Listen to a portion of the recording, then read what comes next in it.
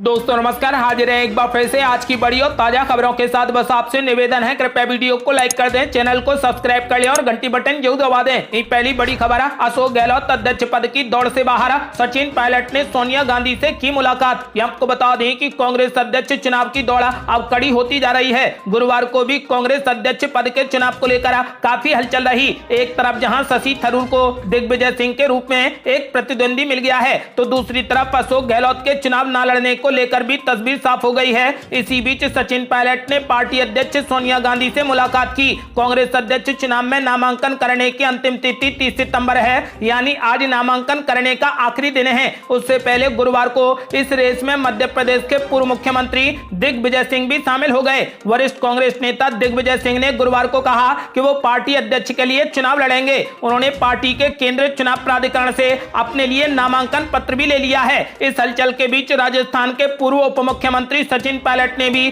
गुरुवार को पार्टी अध्यक्ष सोनिया गांधी से मुलाकात की। सचिन पायलट ने बैठक के बाद कहा कि राजस्थान के संदर्भ में कांग्रेस पार्टी और सोनिया गांधी सकारात्मक निर्णय लेंगे। हम सभी को मिलकर काम करना होगा और जो भी फैसला होगा वो सबको स्वीकार्य होगा। इस दौरान प्रियंका गांधी और केसी वेणुगोपाल भी सोनिया गांधी के साथ मौजूद रहे। इससे पहले गुरुवार को राजस्थान के मुख्यमंत्री अशोक गहलोत कांग्रेस अध्यक्ष सोनिया गांधी से 10 जनपद स्थित उनके आवास पर मुलाकात करने पहुंचे थे। राजस्थान कांग्रेस में कलह के बाद अशोक गहलोत की सोनिया गांधी के साथ यह पहली मुलाकात थी। इस बैठक के बाद मुख्यमंत्री अशोक गहलोत ने कांग्रेस अध्यक्ष चुनाव न लड़ने की घोषणा कर दी। उन्होंने कहा कि मैं कोच्चि में राहुल गांधी से मिला और उनसे चुनाव लड़ने का अनुरोध किया। जब उन्होंने इनकार कर दिया तो मैंने कहा कि मैं चुनाव लड़ूंगा, लेकिन अब इस घटना के साथ मैंने चुनाव नहीं लड़ने का फैसला किया है। आपको बता दें कि अब अशोक गहलोत अध्यक्ष पद की रेस से बाहर हो गए हैं।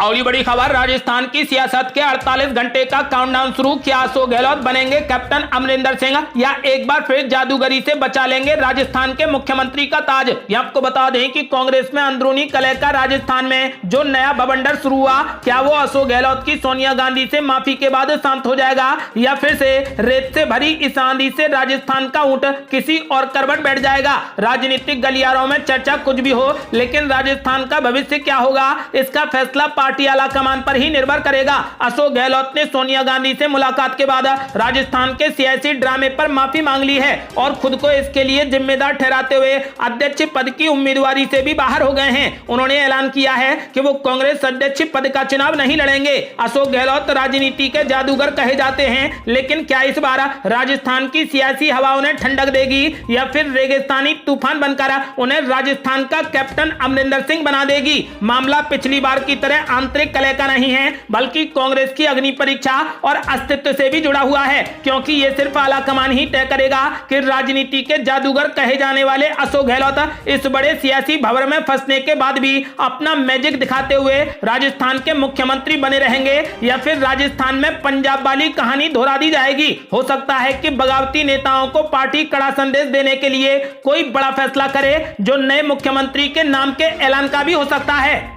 अगली बड़ी खबर, लोकसभा चुनाव 2024 के लिए अखिलेश यादव ने सपा कार्यकर्ताओं में फूकी जान, कहा जेल जाने के लिए रहे तैयार। आपको बता दें कि समाजवादी पार्टी के राष्ट्रीय अध्यक्ष अखिलेश यादव ने पार्टी कार्यकर्ताओं से कहा कि वो जेल भरने के लिए तैयार रहें। अखिलेश यादव ने कार्यकर्ताओं को संबोधित करते हुए कहा कि लोकसभा चुनाव 2024 में बीजेपी को सत्ता से हटाने और लोगों को न्याय दिलाने के लिए जेल भरने के लिए तैयार रहें। अखिलेश यादव ने लगातार तीसरे कार्यकाल के लिए सपा के राष्ट्रीय अध्यक्ष का पदभार संभालने के बाद लखनऊ में पार्टी के राष्ट्रीय सम्मेलन को संबोधित करते हुए ये बात कही। अखिलेश यादव ने कहा कि आपने ये जिम्मेदारी उस समय सौंपी जब लोकतंत्र और संविधान खतरे में है। भले ही हम समाजवादियों को भाजपा सरकार के खिलाफ संघर्ष में जेलों को भरना पड़े, हम जाएंगे। समाजवादी संघर्ष से नहीं डरते। समाजवादी खुद चल सकते हैं, साइकिल चला सकते हैं और धरना भी दे सकते हैं। रामाबाई अंबेडकर मैदान में आयोजित कार्यक्रम में अपने पिता और पार्टी के सपा के संस्थापक मुलायम सिंह यादव का जिक्र करते हुए अखिलेश यादव ने कहा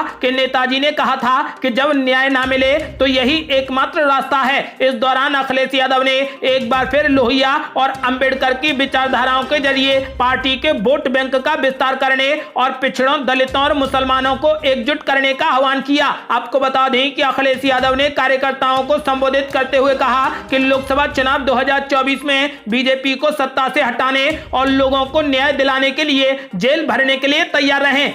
अगली बड़ी खबर, सिर में गोली मार देता बयान देने वाले ममता बनर्जी के भतीजे अभिषेक बनर्जी की बड़ी मुश्किलें, कोर्ट पहुंचे बीजेपी अध्यक्ष। आपको बता दें कि भारतीय जनता पार्टी के पश्चिम बंगाल अध्यक्ष सुकांत मजूमदार ने कोलकाता की एक अदालत में याचिका दायर की, जिसमें उन्होंने अनुरोध किया है कि पुलिस को निर्देश दिया जाए कि वो तृणमूल कांग्रेस के सांसद अभिषेक बनर्जी के विरुद्ध शिकायत दर्ज करें। अभिषेक बनर्जी ने हिंसा में शामिल लोगों पर गोली चलाने का कथित बयान दिया था, जिसके विरुद्ध मजूमदार शिकायत दर्ज कराना चाहते हैं। आपको बता दें कि पश्चिम बंगाल अध्यक्ष सुकांत मजूमदार ने कोलकाता की एक अदालत में दायर याचिका में आरोप लगाया है कि अभिषेक बनर्जी पुलिस को लोगों को गोली मारने के लिए उकसा रहे थे।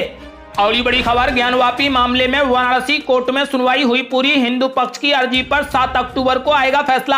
आपको बता दें कि ज्ञानवापी मस्जिद श्रृंगारगौरी मामले में वाराणसी जिला कोर्ट ने हिंदू पक्ष की अर्जी पर अपना फैसला सुरक्षित रखा है। कोर्ट ने सुनवाई के बाद गुरुवार को फैसला सुरक्षित रख लिया। अगली सुनवाई की तारीख 7 अक्टूबर तय की गई है। वहीं मुस्लिम पक्ष 9 हफ्ते बाद भी सुनवाई की मांग पर अड़ा है। कोर्ट ने अगली तारीख 7 अक्टूबर रखी है। बता दें कि ज्ञानवापी श्रृंगारगौरी मामले में जिला जज की अदालत में अंजुमन इंतजामिया मस्जिद कमेटी की मांग खारिज करने के बाद आज दूसरी बार सुनवाई हुई। इससे पहले 22 सितंबर को कोर्ट में सुनवाई हुई थी। अब अगली सुनवाई 7 अक्टूबर को होगी। अगली बड़ी खबर, सोनिया गांधी को एक और बड़ा झटका। आनंद शर्मा के आवास पर G23 ग्रुप की बड़ी बैठक। मनीष तिवारी, भूपेंद्र हुड्डा समेत कई नेता रहे मौजूद। आपको बता दें कि मनीष तिवारी, पृथ्वीराज चव्हाण, BS हुड्डा समेत कांग्रेस G23 खेमे के नेताओं ने देर रात पार्टी नेता आनंद शर्मा के आवास पर बड़ी बैठक की। आनंद शर्मा के आवास से निकलते हुए पृथ्वीराज चव्हाण ने कहा कि अच्छा है कि पार्टी में लोकतांत्रिक तरीके से चुनाव हो रहे हैं। हमने निष्पक्ष चुनाव के लिए सोनिया गांधी को धन्यवाद दिया। देखते हैं कि कौन नामांकन दाखिल करेगा। हमने कुछ नाम सुने हैं। हम मैदान में सर्वश्रेष्ठ उम्मीदवार का समर्थन करेंगे। वहीं मनीष तिवारी ने आनंद शर्मा के घर से निकलते हुए कहा कि अभी तक किसी ने नामांकन दाखिल नहीं किया है। एक बार ये हो जाने के बाद चिंतन होगा। लोकतांत्रिक प्रक्रिया शुरू हो गई है। भूपेंद्र हुड्डा, आनंद शर्मा, पृथ्वीराज चव्हाण ने जमकर विचार किया है, लेकिन उन्होंने क्या विचार किया है ये अभी तक खुलकर सामने नहीं हो पाया है। आपको बता दें कि ये बैठक अपने आप में बड़ा कुछ बयान कर रही है। माना जा रहा है कि सोनिया गांधी के लिए यह खतरे की घंटी हो सकती है। अगली बड़ी खबर, बीजेपी अध्यक्ष जेपी नड्डा ने कांग्रेस पर बोला जबरदस्त हमला। कहा कांग्रेस अब ना तो राष्ट्रीय और ना ही क्षेत्रीय दल रह गई है। ये आपको बता दें कि बीजेपी अध्यक्ष जेपी नड्डा उड़ीसा के दौरे पर हैं। यहां उन्होंने एक रैली को संबोधित किया और कांग्रेस पर जमकर निशाना साधते हुए कहा कि कांग्रेस अब ना तो राष्ट्रीय और ना ही क्षेत्रीय दल रह गई है। अब कांग्रेस सिर्फ भाई बहन की पार्टी बनकर रह गई है। वहीं बीजेपी सबसे मजबूत संगठन बनकर उभरी है। इसके अलावा उन्होंने राज्य की बीजेडी सरकार पर भी हमला बोला। जेपी नड्डा ने कहा कि कांग्रेस की स्थिति यह है कि उत्तर प्रदेश में ज्यादातर विधानसभा सीटों पर उसके प्रत्याशियों की जमानत जब्त हो गई थी। उड़ीसा में निश्चित तौर पर बीजू पटनायक का परिवार राज कर रहा है, लेकिन महाराष्ट्र में शिवसेना परिवार के राज से मुक्त हो रही है। जेपी नड्डा ने कहा कि भारत जैसे लोकतंत्र के लिए यह दुर्भाग्य है कि ज्यादातर राष्ट्रीय दल क्षेत्रीय पार्टियों के रूप में सिमट कर रह गए हैं।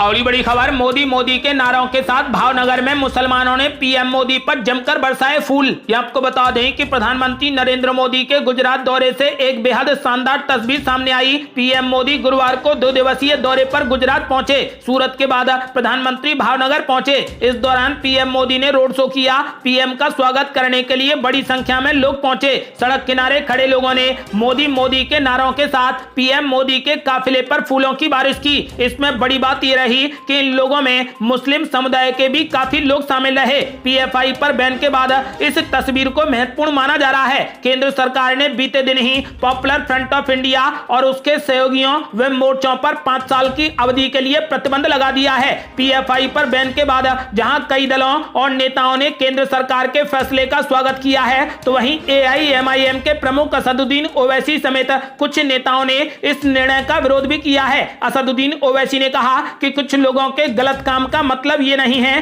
कि उस संगठन को बैन कर दिया जाए। साथ ही उन्होंने बैन को खतरनाक बताया था। इस पूरे घटनाक्रम को देखते हुए प्रधानमंत्री नरेंद्र मोदी के भावनगर रोड शो की इन तस्वीरों को बेहद महत्वपूर्ण माना जा रहा है। पीएम मोदी भावनगर से पहले सूरत पहुंचे थे, जहां उन्होंने करीब 3400 करोड़ रुपए से अधिक की विभिन्न परियोजनाओं की आधारशिला रखी है। प्रधानमंत्री ने भावनगर में भी कई विकास परियोजनाओं का उद्घाटन किया और हजारों की भीड़ को संबोधित किया। गुजरात विधानसभा चुनाव की हलचल के बीच पीएम मोदी के इस दौरे को अहम माना जा रहा है। बता दें कि गुजरात में इसी साल दिसंबर में चुनाव होने हैं।